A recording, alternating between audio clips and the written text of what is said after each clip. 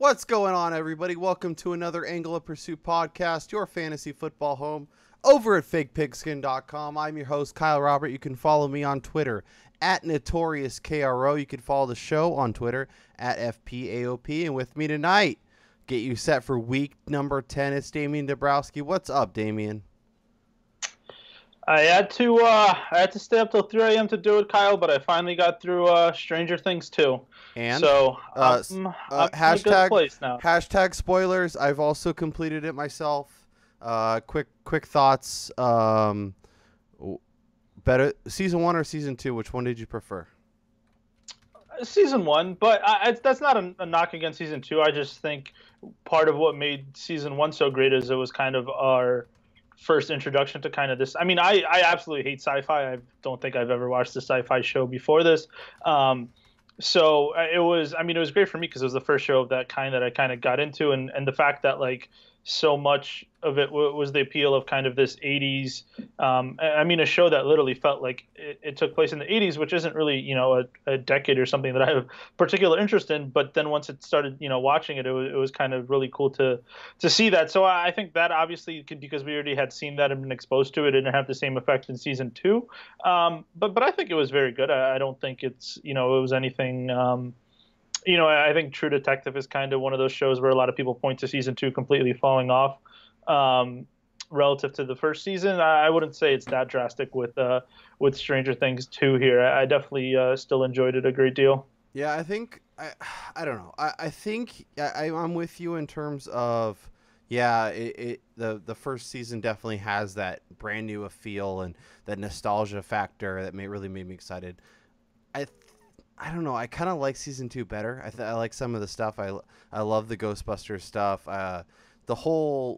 I understand why they did it, but the whole like side episode where Eleven meets like her sister or whatever, and then comes back. That like I understand like she had to come back to kind of do what she does, but I don't know. It just felt really out of place. But it was definitely like how did you consume it? Was it a couple nights? Was it over a couple weeks? How did you do it? I did it basically in 2. I knocked out the first 5 episodes in one sitting about a week ago, and then it was just hard to. I didn't want, like I knew that as soon as I started it, I wasn't going to be able to like watch one episode a day and get it done that way. I was just once I started, I was going to need to finish it, and finally got the chance to do that last night. And I love the way Netflix does it too. They're so good with. When the episode ends, they give you like 3 seconds before the next episode starts playing.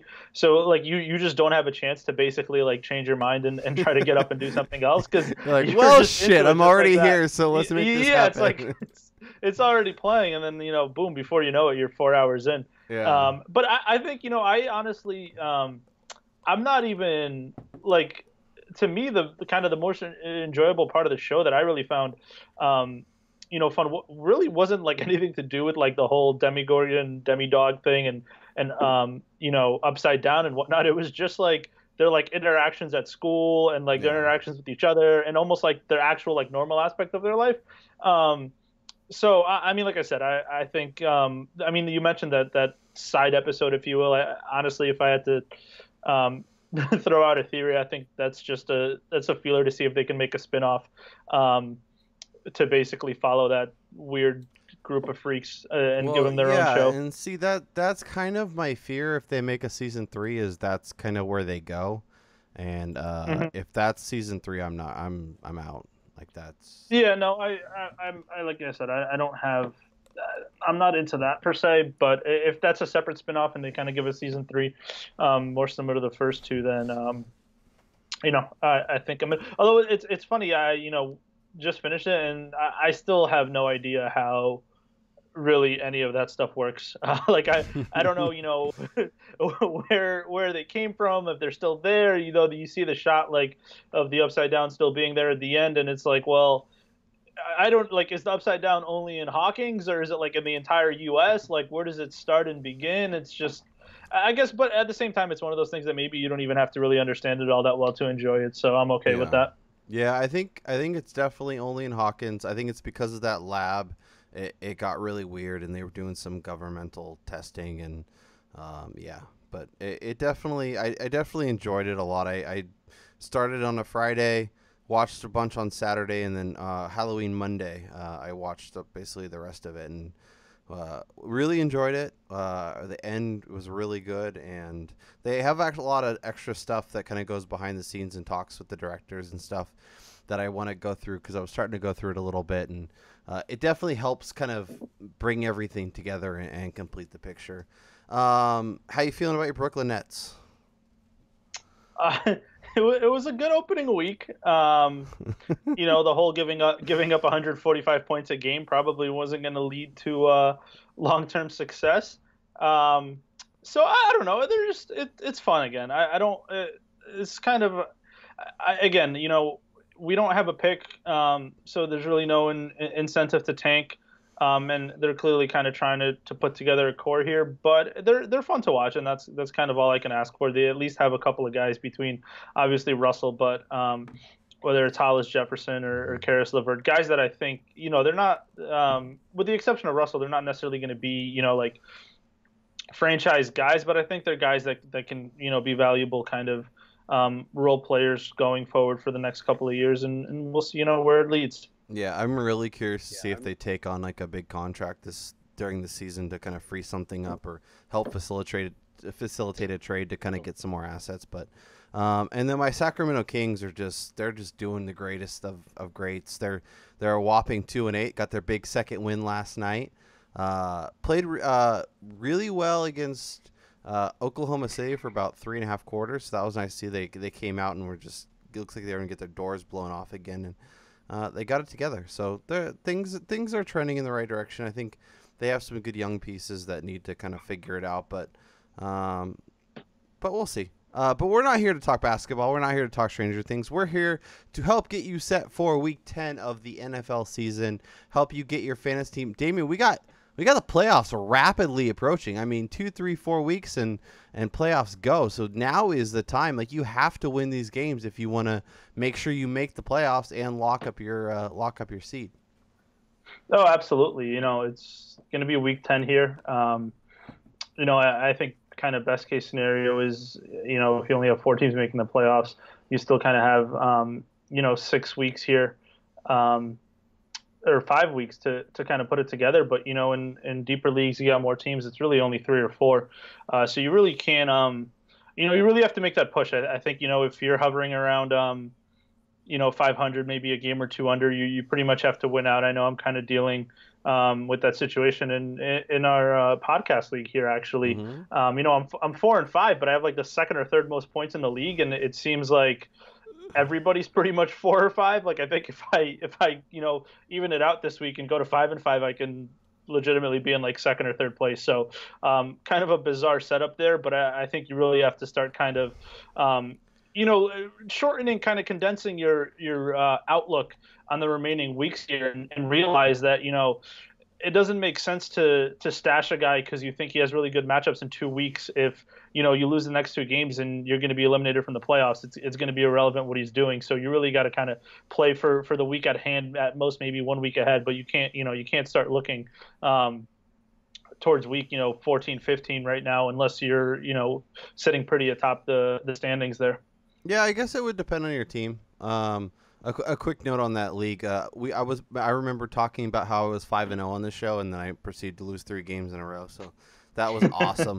But I'm 6-3, so I'm still looking all right. It depends. Like I think you need to cut the fat where you can. I think you need to obviously build your team for this week and for next week, and the next week after that, just to get in the playoffs. But at the same time, it doesn't hurt to start thinking, okay, I need 2 quarterbacks. Let me look at a guy who could have a good schedule down the stretch.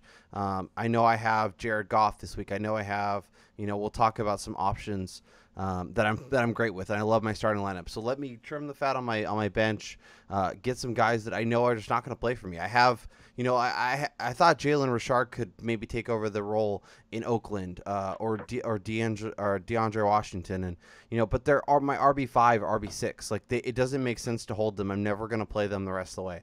So let me cut them. Let me take a shot on somebody. Let me take a second quarterback that I think I could play. Let me look at some defensive options. Me and Ronald kind of chewed on this a little bit. on Monday, but kind of getting your team set up for the playoffs at this point, especially if you're in that 7-2, 6-3, and you're feeling good. You feel like you're heading towards the playoffs. Like I made a trade, and I'll see kind of what your head's at.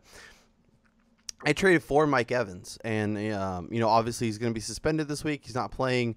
Obviously, Jameis Winston, who's visiting Dr. James Andrews. I don't know that we'll see him at any point. I guess. Do you think we see Winston at any point the rest of the way?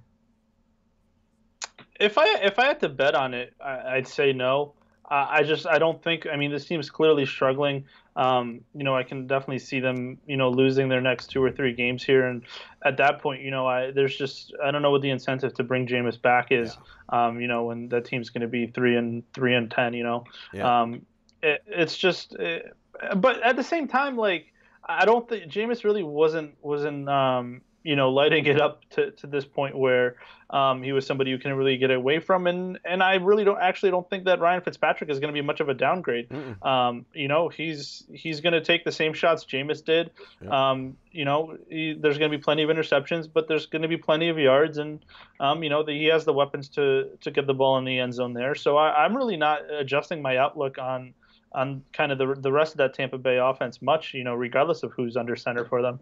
Yeah, I think I'm with you, and I love me some Fitzmagic. If you need a streamer this week, we'll talk him when we get to quarterbacks here. I think he's definitely in play. But yeah, so I got Mike Evans and I got Amir Abdullah, which I have Zeke in that league, so it was kind of some insurance. I know he had both those fumbles against Green Bay, so that kind of killed his vibe. But he also found the end zone, so I don't know. It was worth a shot. And then I traded away Jarvis Landry, it's full PPR, and I traded away Juju Smith-Schuster. So.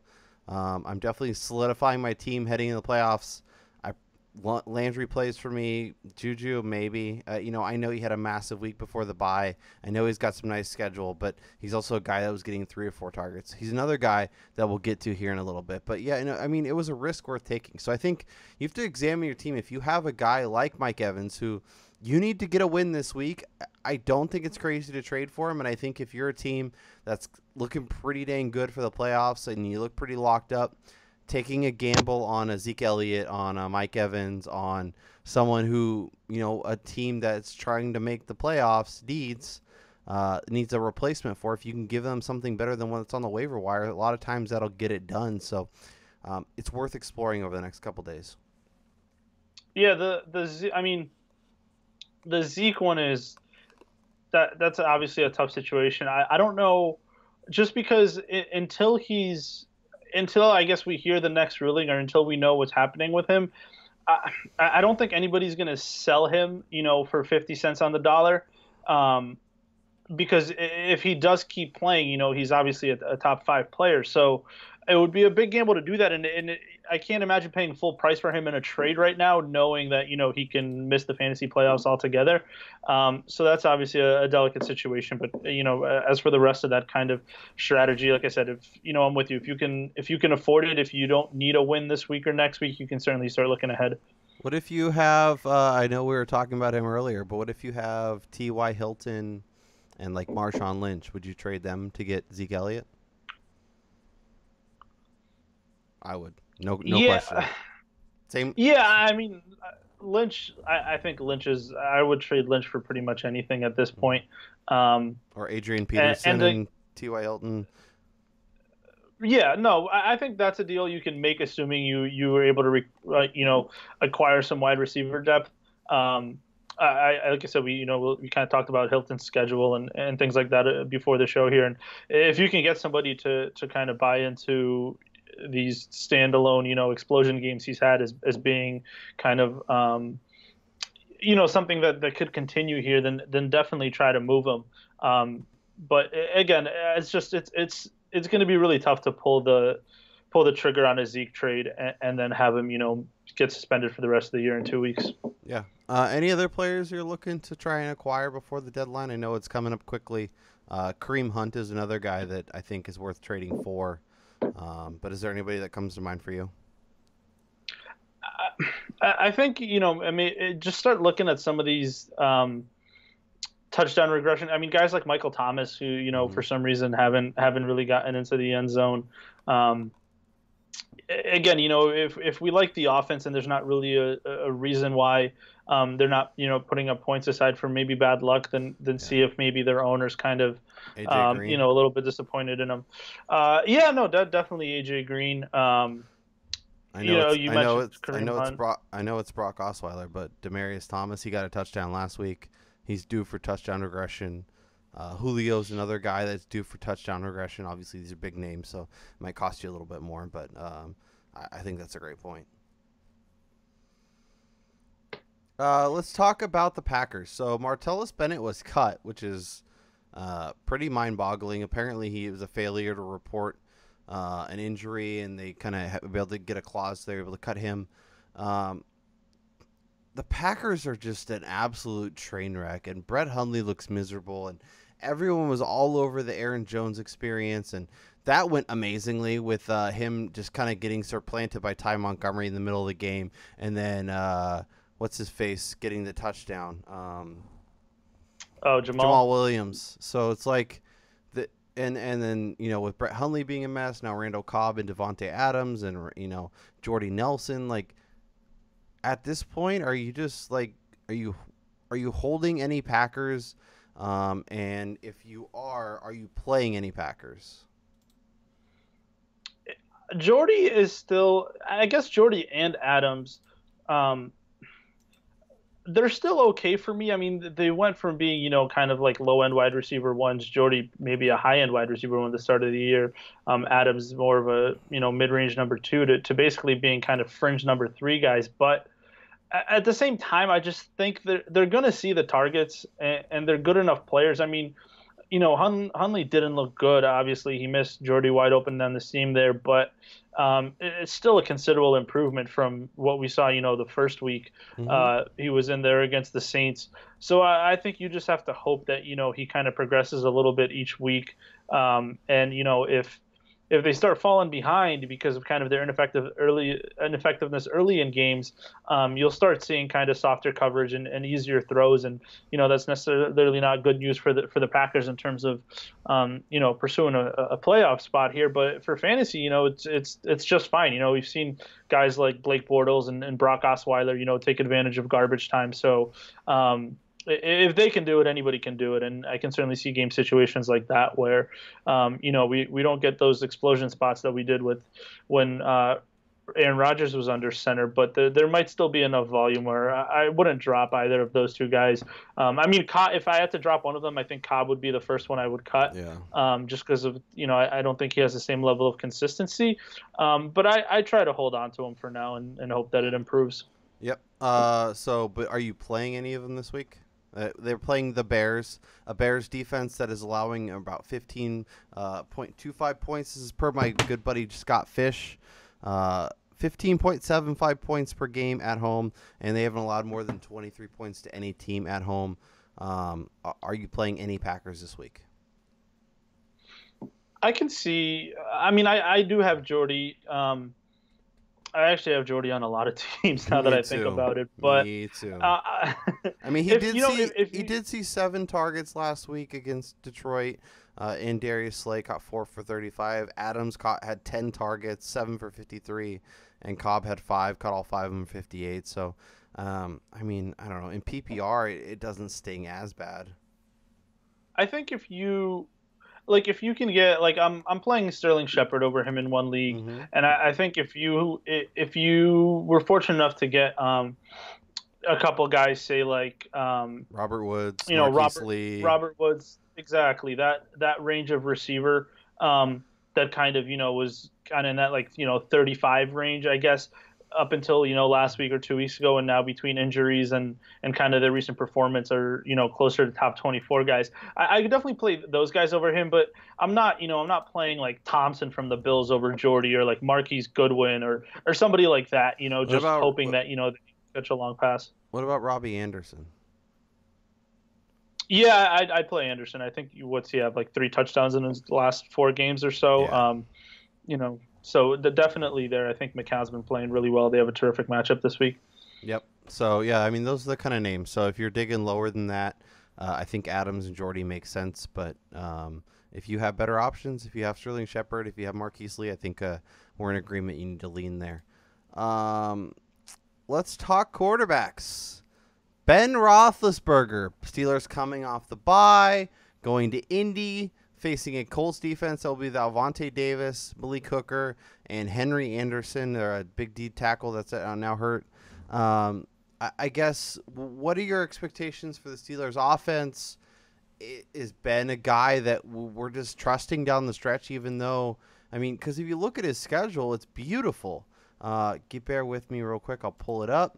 But at Indy versus Tennessee, Green Bay, Cincinnati, Baltimore will be tough. At New England, at Houston, and Cleveland. I mean, if you drew up a better scenario, like I don't know that it looks much better than that. So I guess, are you playing Ben this week, and kind of what are your thoughts going forward? He's definitely been the QB that I kind of targeted the most on waivers this week. He with the bye and all, he was dropped in a good amount of leagues, I think. And generally, yeah, that too. It helps that this is, although it's on the road, it's in Indy, it's in a dome. We saw it last year, I think, when they played there. Ben I think he only had 200 and something yards, but he had 3 touchdowns. I think it was the night game on the Thanksgiving slate. Yeah. Again, their defense stinks. Hopefully the bye week kind of helped them get a little bit healthier. I did pick him up a lot of places. Especially when you have Carson Wentz on a bye or something like that. I'm picking him up. I'm playing him this week. And then I'm kind of going week by week. I agree the matchups are great, but it's really all about how he looks. I mean, it's pretty easy to tell in some of those games early in the season. He looked so bad. It didn't really matter who the defense was. He just wasn't hitting his spots. And if it's something like that, then I'll just throw him right back out there, move on to somebody else. But if he starts looking more like kind of the old Ben that we're used to, then obviously he has the schedule to be somebody that you can use, for the rest of the season. But I'm definitely not at a comfort level where, if I had kind of another quarterback that I've been using, I'm just getting rid of them right now and being like, all right, Ben's my guy for the rest of the year. Unless it is a league where, there's always guys like Josh McCown or, Tyrod Taylor on the waiver wire. Because in that case, you're not totally screwed. But I wouldn't put all my eggs in kind of the Ben basket unless I had, alternative plans if it didn't go work out well. Yeah, and I do have fears that this could turn into a big Le'Veon Bell game. Obviously, their run defense is bad in Indy. The Steelers are a 10-point favorite on the road, so this could be a game that gets out of hand quickly. Hopefully, for Big Ben's sake, that he throws a couple touchdowns, and that's kind of why the game's getting out of hand, and they lean on the run. But I do have concerns. I like Roethlisberger. I don't love him. I would play Jared Goff over him versus Houston. I would play Tyrod Taylor over him versus New Orleans. But yeah, I mean, it's close. Kirk Cousins versus Minnesota obviously gets to come home after that game in Seattle, but this is a really good Vikings defense, one that's been resting. Are you comfortable playing Cousins, or are you looking for a Jared Goff, a Tyrod Taylor, maybe even digging it a little deeper? I'll throw out some guys that I love. More of a streaming option, but I guess is Cousins a guy you're if you own him, you're playing him? I don't think it's that simple. Obviously, kind of aside from that last drive there, really struggled in Seattle. Back-to-back seemed like weeks. He was holding. I mean, he had 247 yards, no touchdowns against Seattle, 263 yards, and 1 touchdown, 1 pick against Dallas. I mean, back-to-back single-digit games, against Philly, against San Francisco, against KC, he looked good, and he played against really bad defenses. Oakland, same thing. Rams, bad defense. Rams are a good defense, and he had bad games. So, I don't know. He's been holding on to the ball forever too, taking a lot of sacks. So they've been kind of in some down and distance situations, which aren't ideal. I'm playing McCown over him in one of my leagues. I definitely play Goff over him. I think he's in that kind of 10 to 15 range this week. So definitely not an automatic play. And I can see, pushing up some of these guys like McCown or Goff over him just based on matchup, because like you said, it is a tough Minnesota defense, and they don't really have much of a run game right now, and the receivers aren't making plays. So it's not a great situation to be in if you're Cousins. Yeah, no, I couldn't agree more. What about Marcus Mariota versus Cincinnati? Obviously, he's home. He's been so inconsistent, though. Like, I don't know. I don't know what to make of him. What are your thoughts? He's not running at all. The touchdown to interception ratio has basically been sitting at 1-to-1 all season, and there's just not a lot of volume there. So I don't love it. Cincinnati's a pretty good pass defense. I picked up Big Ben to play over him in that podcast league we mentioned earlier. I'd definitely be playing, Goff, McCown, Tyrod Taylor over him. So he's not really even like a top 12 guy for me this week. Yeah. I guess, you always see the potential for a big game with him just because, he can break off a 50-yard touchdown run, I guess. But that just seems theoretical at this point, and we haven't seen it often enough for that to really factor into kind of your decision making. Yep. No, I'm 100%. I think over Cousins and over Mariota, I'm playing Eli Manning. I'm playing Andy Dalton. I'm playing, McCown. I'm playing Tyrod. I'm playing Jared Goff. What about Drew Brees? We've seen Buffalo be a little hit and miss. Obviously, Brees is on the road in Buffalo. Road Brees isn't exactly the same as home Brees, and he's been good, but he's definitely hasn't been superstar Drew Brees, where he's constantly in that top 2 or 3 among quarterbacks. And he's only got one game with 3 touchdowns. All the other ones are 2 or less. Are you comfortable playing Jared Goff or I don't know how low are you, like, where are you at with Breeze, and how, like, who are you looking towards before you say I'll play Drew Brees over them? Well, it's the first time he's really had a legitimate running game and a defense that isn't, a complete laughingstock in his career. So I guess, the touchdown regression numbers aren't that shocking when you look at it in that context. But he's just been so good on he's going like 24 for 27, 25 for 29, basically 300 yards every week. It's just that the touchdowns aren't there, and those can come at any time. It's not like they're intentionally, I guess you can't rule anything out with Sean Payton and his play calling, but I can't imagine they're intentionally, preventing Drew Brees from throwing touchdowns here. So when everything else is so good in terms of his passing numbers, the difference between a 1 touchdown game and a 4 touchdown game is very minimal. It's the question of, a guy getting tackled at the 2-yard line, or, a play action pass instead of a halfback dive. And that can change at any moment. So Brees is still a top 5 guy for me. And I wouldn't really play any of those other guys that we discussed over him yet. I would play Jared Goff over him. I might play Eli Manning over him, to be honest. I know it's crazy, but I like to get crazy. I am looking at the Bills' rushing numbers and their rushing defense, especially the last 3 of the last 5 weeks. They've allowed 35 points or more to opposing running backs per ESPN standard scoring. And the Jets and Oakland both torched them, and via the pass. So, Alvin Kamara, Mark Ingram could have nice games here. And, if they're chucking it down and Kamara and Ingram are breaking off long runs and ending up in the end zone, that could really help Drew Brees. But yeah, I don't feel great about him. I mean, you're probably right. He's probably like a top 5 guy, but I would play Jared Goff over him for sure. Like, I think Jared Goff is a top 3 option this week. Well, I still wouldn't do it, but I can see the case for Goff. I think if you're playing Eli over Brees, you should make a doctor's appointment. Delete your account. Stafford or Drew Brees? Stafford at might home go versus Stafford. Cleveland. The Browns are so bad, and Stafford, he looked terrific on Monday night, and they can't run the ball either, so it's going to be a lot of throwing there. Yeah, so I'm going to throw out some names, a few of which will make you throw up, but I'm here for terrible quarterback play, and this is what I love to do. So Andy Dalton at Tennessee, I love him.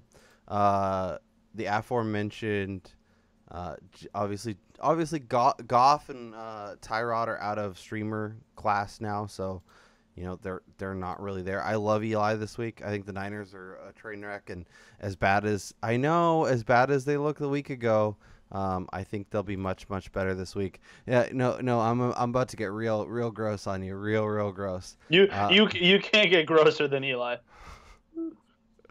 This is what you say, but this is what you say. Hold on, just bear with me. I hope you have a bucket right there, because it's about to get real gross. God damn it, where are they? Actually, there's three guys.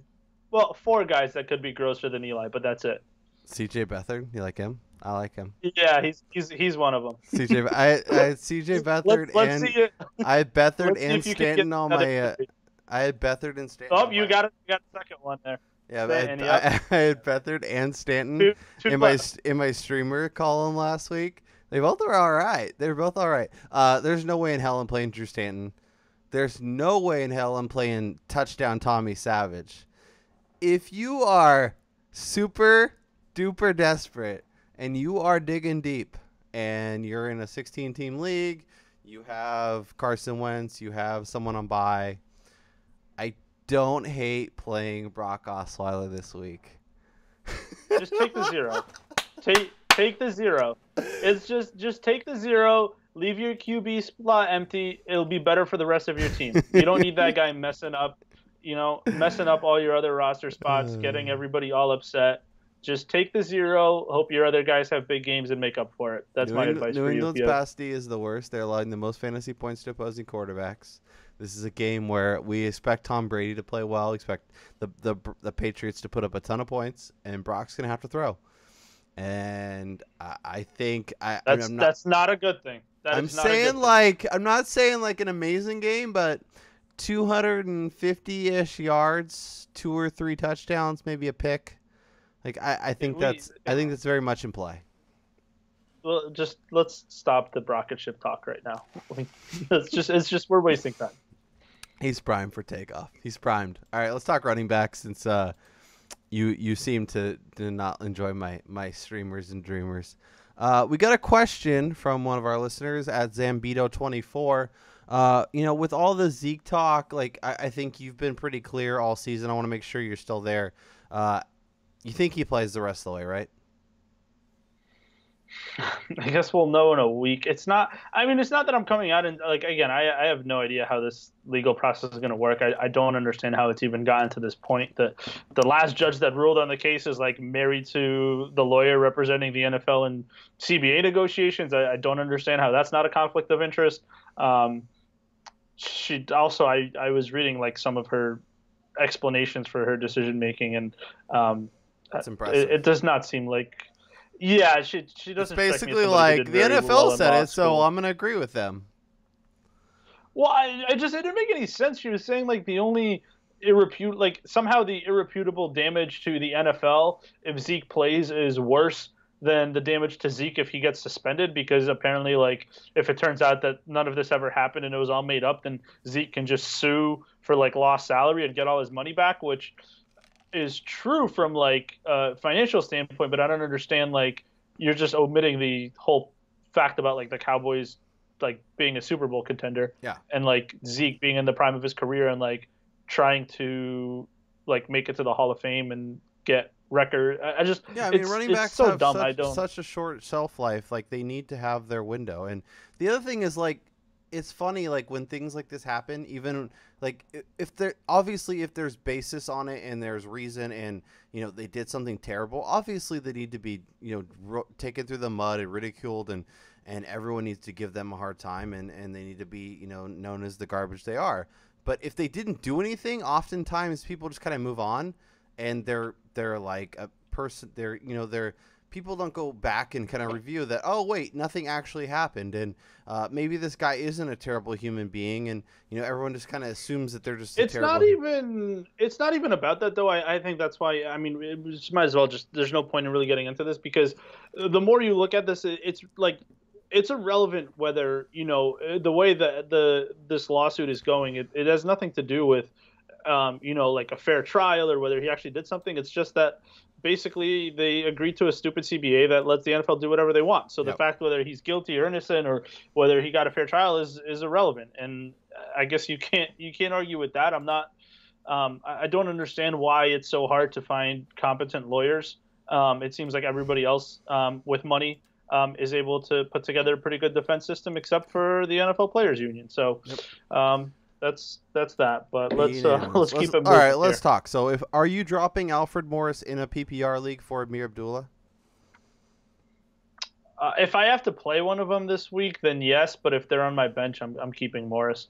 Are you dropping? And I agree. Yeah, I agree. No, I agree. All right, Frank Gore or Alfred Morris?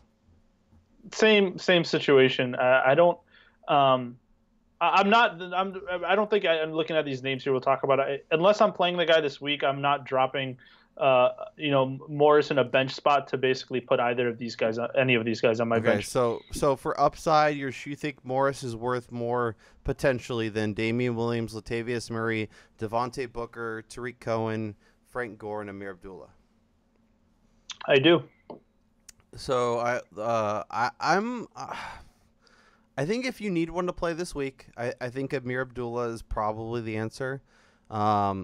I think if you need one, or if you're looking at a potential upside play, I like Devontae Booker, and maybe I talked to Ronald too much on Monday, and it seeped into my brain.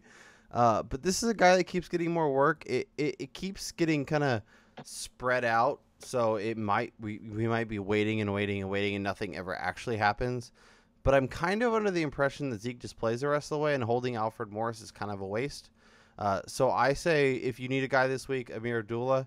If you need a guy that has potential upside, maybe down the fantasy playoffs, I don't hate the idea of dropping Morris for Devontae Booker. Let's talk about those Broncos running backs versus New England. I think this week, I don't know if you could play any of them. What about you?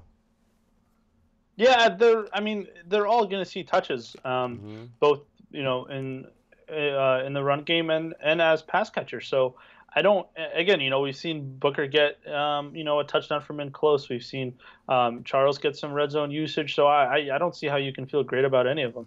Do you play Latavius Murray or a Broncos running back? Oh, that's close. I'd probably lean Murray. I guess I put C.J. Anderson if he's going to be fine over Murray, but I play Murray over Charles or Booker there just because at least they're only splitting it 2 ways in Minnesota versus 3 ways in Denver. Dolphins running back or a Broncos running back? Definitely the Dolphin guys. I think they're both active. Both as runners and receivers. And again, it's only getting split 2 ways instead of 3, same way as with Minnesota. Yeah, obviously you're playing Jordan Howard. Are you playing Tariq Cohen over a Broncos running back? No, I don't.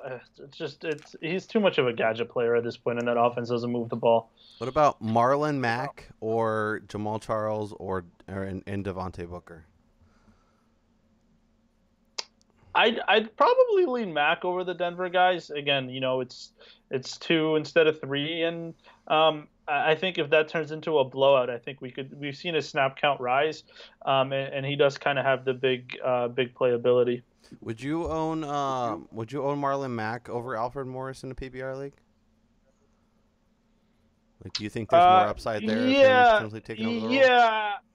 Yeah, there is. I think with potentially with Gore. I mean, the thing is Gore doesn't get hurt, but when it gets to the last couple of weeks of the season or something, they might just want to see what they have in Mac, so they kind of have a better idea going into next season, and we can see him get 15 to 18 touches, maybe one of those games. Yep. Let's talk about the Redskins running backs. Obviously, Rob Kelly got 2 touchdowns last week, but didn't do a whole lot else with it. Chris Thompson, obviously the Vikings are, basically one of the best defenses against the rush. They're number 2 in terms of fantasy points allowed.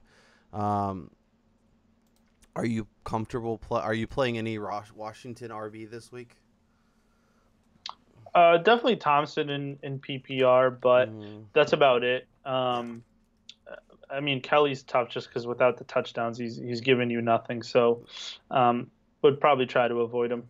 Yeah, I think if you're desperate and those touchdowns maybe they come, but I think because you got 2 last week, it'd be easy to pencil them in. I don't think you can. My start of the week at running back is Orleans Darkwa. I know it's not pretty. I know I like Eli Manning as well. I think the Giants' offense will do well this week against a bad Niners defense, and I think Darkwa gets, we saw Peterson get 37 carries. We saw Darkwa get 17 carries in a game where they were getting their butt kicked.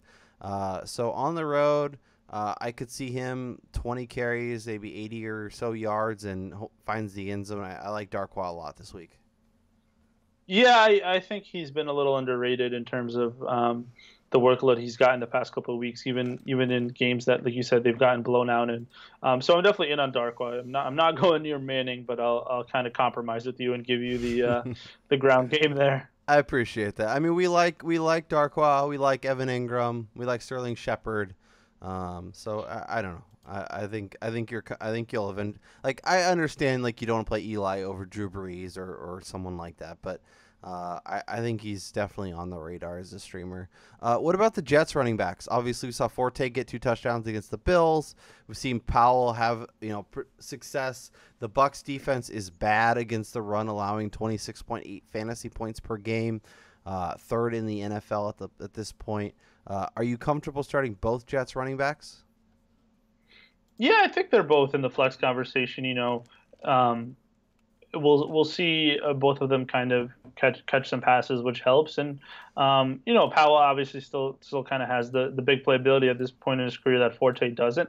But I think the Jets are going to put up points in this game. I think it's going to be close. So I think both of them could see upwards of 10 touches. Yep. No, I like both of them a lot this week, especially in PPR. Lamar Miller, last 3 weeks he's played 15 carries for 41 yards, 21 for 54, and 10 for 57. Obviously got the touchdown against Seattle, which helped save his day. I guess with his touches being all over the board and a Rams defense coming in that's been much better against the run with Aaron Donald back in full effect, is Lamar Miller a guy that you're playing this week, or is he a guy you're looking to avoid if you have that depth? Well, I mean, again, it's tough to kind of have a great situation at running back this week, with some of the guys out and whatnot. But I think you probably still have to play him. I don't feel great about it with Macho Man Savage at quarterback over there. It's it's tough to see a game script where Miller's going to be able to get more than 13, 14 touches because they're most likely going to be trailing, especially with how well the Rams offense has been playing and kind of the issues that Houston has had on defense. So unless he kind of makes some big plays early, and we saw a lot more work for Foreman last week, which was a little bit odd given that game was actually pretty close throughout. So I definitely don't feel good about it, but it's hard to have 2 or 3 better options at this point. Yep. Let's talk wideouts. As you put it, they all suck. Tyreek the Freak Hill is currently your wide receiver number 3 in half point. Guy that I told you would be top 15 coming into the season. Thank you very much. T.Y. Hilton, on the heels of his 3 monster efforts, is number 4, and Alshon is number 5. I guess let's do our T.Y. Hilton thing here, because I think if you can trade him for a lot, anything, I'm doing it. His big games have been very predictable, have been all indoors at Houston. So against a really bad Texans defense indoors, against at home versus the Niners, a bad defense indoors, and versus Cleveland, a bad defense indoors.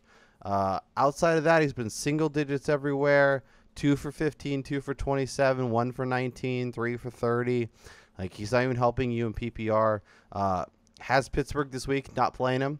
Has a bye week, not playing him. Tennessee, I'm okay playing him there. Obviously, inside, I think he could have another big game. But then at Jacksonville, at Buffalo, versus Denver, at Baltimore. Week 17 versus Houston, if you're still playing, I don't hate him there. But, I think if you can get Robert Woods and maybe a running back for him, I would do that. If you can somehow get Kareem Hunt or I don't know, Mike Evans, I'm doing that. I think I don't know. I'm looking at my team. If you need a quarterback, I don't hate trading him for that. I think looking at tight end, like if you can somehow pull Zach Ertz or something, I don't know. I don't see a spot where you feel comfortable playing him outside of one game against the Titans. And Titans defense is kind of up and down. So I just think, I think you sell him on a high note and you enjoy it when he's just not very good the rest of the way. Oh, I mean, I totally agree. I don't. It doesn't take much to realize kind of what we just talked about. I mean, all you do is you click on his player card and you see those numbers. So it's hard for me to envision a scenario where somebody's looking at T.Y. Hilton and going, I want that guy the next 6 weeks. I think a lot of people look at the overall scoring. I think they see him really high. I think they see the 702 yards and 3 touchdowns. And I think going into next season, we really need to kind of evaluate players like this. I know it's not easy and it kind of fluctuates a little bit, but it's really easy to get wrapped up in, oh, look how many yards, look how many touchdowns, and look how many. But then if you really dig into the kind of box score and you realize, they only had 3 wide receiver 1 games, and then outside of that, they had 6 wide receiver 40 or worse games. I think those numbers are much more important as we kind of evaluate these players going forward. Oh, for sure. I think it's, this isn't rotisserie baseball, and for the most part, we're not playing in points-only leagues. So it doesn't really matter how big their big games are, like in Hilton's case, or even in, Tyreek Hill's case. I just think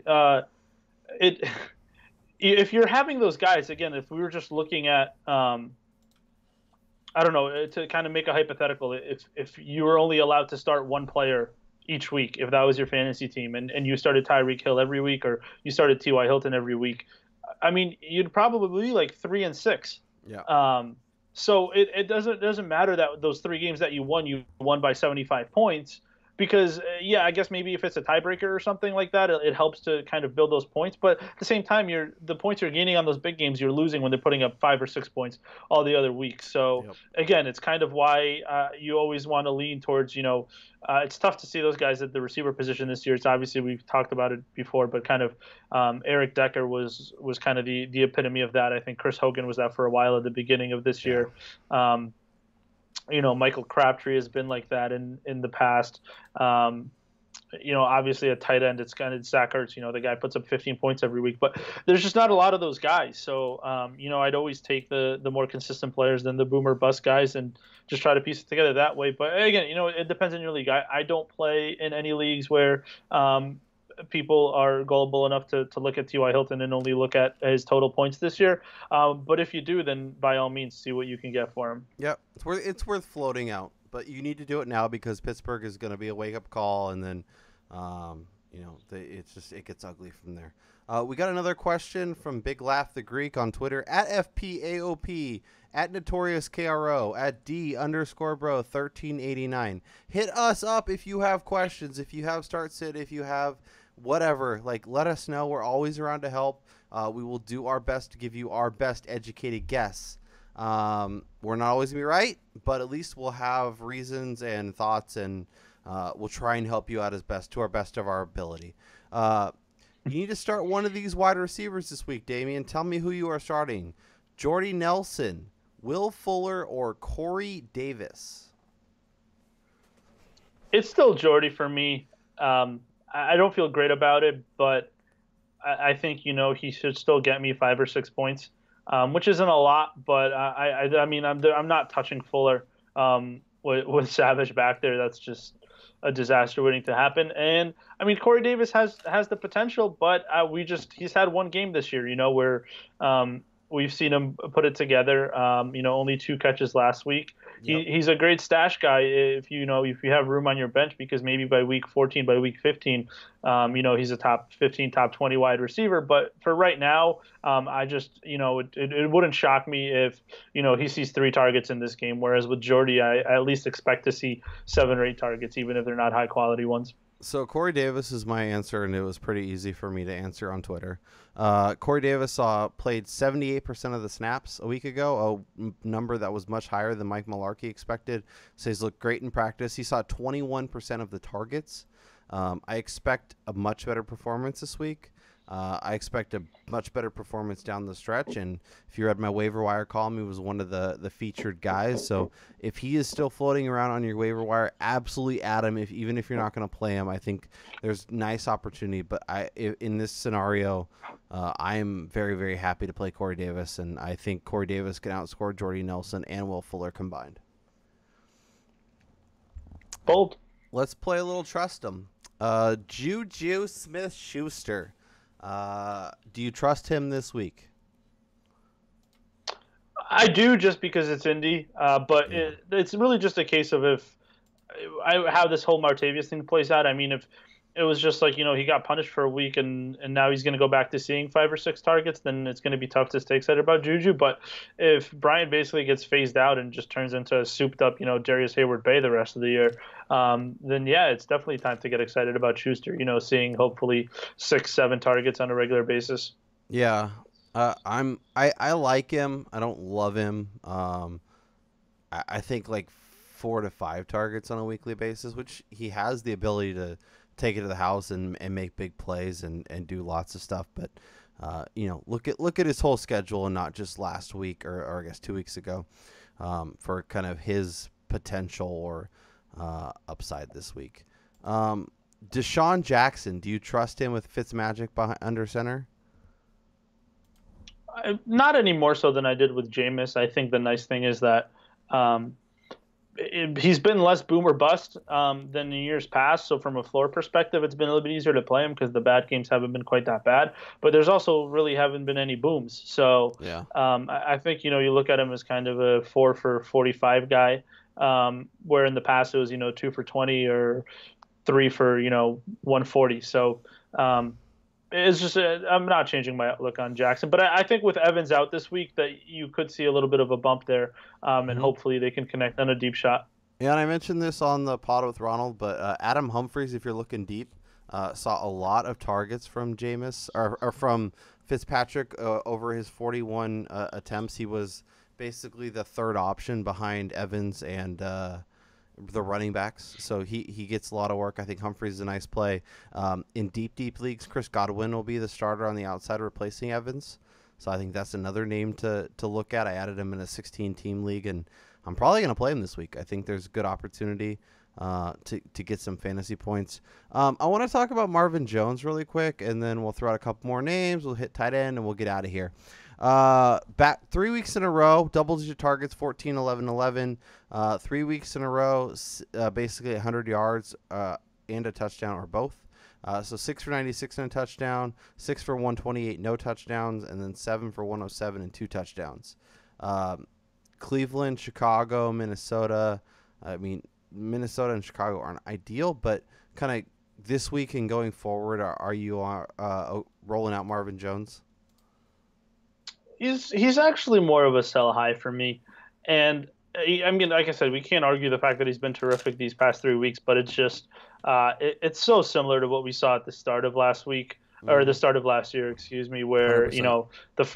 The first 4 weeks of the season, the guy was just unbelievable. It was like 200 yards, couple of games, but he's a guy that he catches so many passes, 15, 20, 25 yards downfield, that it's just really hard. The completion percentage on those types of throws is so low relative to, somebody like Golden Tate, who's doing so much of his stuff behind the line of scrimmage that even with the targets, I can't see him catching, 6-7 balls on a week-to-week basis with kind of those type of routes. And I think, with Tate being out the last couple of weeks, now with him kind of back in the offense, I don't think the Lions are going to look as great as they did last week, most weeks. And we'll see, Kenny Galladay kind of working his way back. There's still that mixture of tight ends, Theo Riddick out of the backfield. I think this is kind of the high point of what we're going to see from Jones. Yep. And kind of given the nature, again, of the routes he runs, I just think he really is a boomer bust guy. And, he's strung together a couple of games here. But I wouldn't hate it if I had to use him the rest of the year, but I certainly want to see what I can move him for possibly. Yeah, I mean, we talked about the schedule. Minnesota and the Bears is not favorable. If you can get Evans, I think that's a move I'd make. I think I'm looking at bye weeks. Like, I'd trade him for Tyreek Hill. You may not feel the same. Alshon Jeffrey, maybe Zach Ertz. If you know a guy that has Carson Wentz and another quarterback they're comfortable with and you need QB help, it's a good way to look. So, it's definitely a player to look at. I'm going to throw out a few names and just tell me if you trust them this week or not. Sterling Shepard versus the Niners. Yeah, absolutely. Number one in that matchup. Devontae Parker and Jarvis Landry. Who are they playing? I just saw it. Carolina. At Carolina. Are you comfortable playing both? Yeah, Parker's been, I think, like 70 yards in every game he's played this year, with the exception of the one he got hurt in. And Landry, it's a lot of underneath stuff, but there's a lot more red zone action than in years past. And in standard, it's a little bit tougher, but in any type of PPR, I think they're both top 24 guys. What about Marquise Lee? I know 8 for 75, 4 for 72, 5 for 83. 3 straight weeks. Got a nice run of schedule coming up. Do you trust the Blake Bortles pass catcher? I do. I think he's their number one. He's clearly kind of surpassed Hearns in that area, and they don't really have anybody else to kind of get consistent targets there. So whenever they're not handing it off to Fournette, I think he's going to be the guy. And I like him as a player. I think he's a really talented guy who's kind of just between being stuck in Jacksonville and a lot of kind of injury issues, hasn't really taken off. But you see some of the plays he makes, and he certainly has the talent to be an upper echelon NFL receiver. Yeah. Couple notes on the Dallas guys. Dez was banged up in the game against KC. Probably going to play, but keep an eye on that. What about Terrence Williams? Obviously, it was a massive game for him. He was also banged up a little bit. If he plays, or is he a guy you're just going to roll back out there, or are you going to look for other options if you can? If Dez is out, obviously I'd roll Williams out, but I'm not buying last week. I think his big games are so few and far between that I'm not really kind of willing to, try to predict them. Yeah, I like Cole Beasley, and if Dez and or T. Will or potentially both are out, Bryce Butler becomes very, very interesting. Curtis Samuel's a guy that I'm probably not playing this week, but I'm definitely adding. They got Miami if he has another nice improved role, and then all of a sudden they go on the bye. They got the Jets, New Orleans, Green Bay, Tampa down the stretch. Some nice options. So worth monitoring. Let's talk tight ends before we get out of here, Damian. Obviously Gronk, you're automatically rolling out. Jimmy Graham, Evan Ingram, Kyle Rudolph, Cameron Brate. We're still good with him, right? I know we've talked a little bit about it. Delaney Walker. Charles Clay is potentially coming back this week. If you need a tight end, definitely worth adding if he's still floating around your waiver wire, even if you can't play him this week. It may be a little frustrating, but he just sees so much targets and so much volume. I think you have to play him. I think you need to avoid all Charger pass catchers, even Keenan Allen, I think, in Hunter Henry and all those guys. Are you in agreement there? Yeah, I think I'd probably still play Allen. Obviously not in like DFS or anything like that, but in season long. But the rest of those guys, yeah, it's just he's the only one that I feel comfortable with in terms of targets. But yeah, I mean we've seen what the Jaguars have done to top end receivers, so certainly you have to lower your expectations. Yep. If you need more of a streaming option, I like Vernon Davis this week versus Minnesota. We assume Jordan Reed isn't going to play. I love Tyler Kroft, and I know that's weird to say in a sentence, but at Tennessee, at Denver, Cleveland. Denver and Cleveland are among the 3 worst defenses against guarding tight ends. So I love him this week. I think that pretty much does it. Any other super deep names you want to throw out? I think Jesse James at Indy could make sense. Garrett Selleck versus the Giants. Giants give up touchdowns each and every week. We saw Higbee do it. There's a few names if you're digging deep. Any other tight ends you want to touch on, Damian? No, I think you covered it pretty well there. I think it's obviously a tough position. With Ertz on a bye this week and Kelsey. So again, just try to kind of look at targets, see who's going to get some work, and hope you get lucky with a touchdown. Yep, I think that makes a ton of sense. All right, Damian Dabrowski. Make sure you are following him, D_bro1389. Follow myself, Notorious Caro. If you have questions or we didn't touch on a player that you're interested in at FPAOP, let us know. We're always down to talk to you, answer questions. Make sure you are subscribed to our YouTube feed. We leave questions there. We're always around to answer.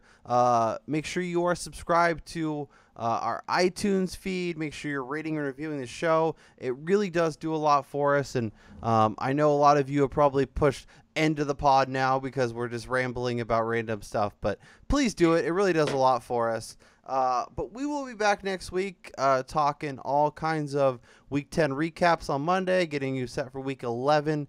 Playoffs will be here before we know it, and the season will be over before we know it. And yeah, it's pretty bananas. All right, Damian, peace out.